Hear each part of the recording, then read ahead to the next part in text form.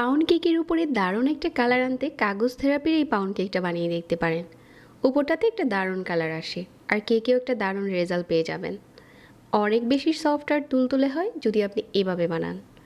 5 ইঞ্চি সাইজের একটা মল্ট নিয়ে আগে থেকে বাটার পেপার বিছিয়ে তেল ব্রাশ করে নিচ্ছি। আপনি যদি পাউন্ড কেকটা আর একটু বড় বানাতে চান ওই ক্ষেত্রে মল্ট আর একটু বড় নিতে পারেন আর সব উপাদান বাড়িয়ে নিতে পারেন। এখন একটা মিক্সিং বোলে নিয়ে নিচ্ছি 50 গ্রামের মতো বাটার। সম পরিমাণ আপনারা তেলও নিতে পারেন। আর একটা নিয়ে নিচ্ছি ডিম। যারা নতুন নতুন কেক শিখছেন তারা খুব বেশি ডিম না দিয়ে এরকম একটা ডিম দিয়ে চেষ্টা করতে পারেন। আর সাথে দিয়ে দিচ্ছি হাফ কাপ চিনি। এখন ডিম, চিনি আর বাটারটা খুব ভালো করে মিশিয়ে নিতে হবে যাতে চিনিটা পুরোপুরি গলে যায় ডিমের সাথে মিশে। এই কাজটা আপনারা চাইলে ইলেকট্রিক বিটার দিয়ে করতে পারেন, আবার চাইলে ব্লেন্ডারেও করতে পারেন।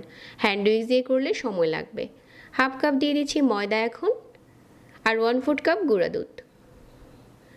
1 চা চামচ দিয়ে দিচ্ছি বেকিং পাউডার আর 1 চা চামচ ভ্যানিলা এসেন্স। এখন এই মিশ্রণটা আবারও খুব ভালো করে মিশিয়ে নিচ্ছি। এই পর্যায়ে মেশানোর কাজটা আপনি ইলেকট্রিক বিটার দিয়ে করতে পারেন, যদি হাতের কাছে না থাকে তাহলে ব্লেন্ডার দিয়ে করতে পারেন। মিশ্রণটাকে খুব স্মুথ করে মিশিয়ে নিতে হবে।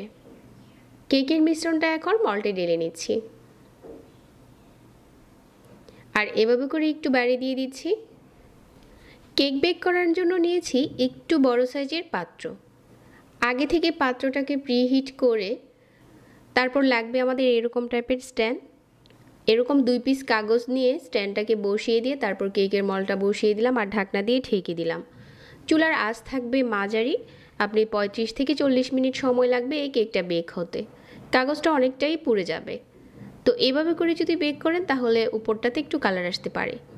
আপনারা চাইলে এভাবে করে বানিয়ে দেখতে পারেন। এখন চলুন আমাদের আজকের কেকটা কেটে শেয়ার করি যেটা ভিতর থেকে কতটা সফট হয়েছে। আপনার কেকের মিশ্রণ যদি ঠিক থাকে এরকম একটা ঠিকঠাক কেক আপনি নিজেই বানাতে পারবেন।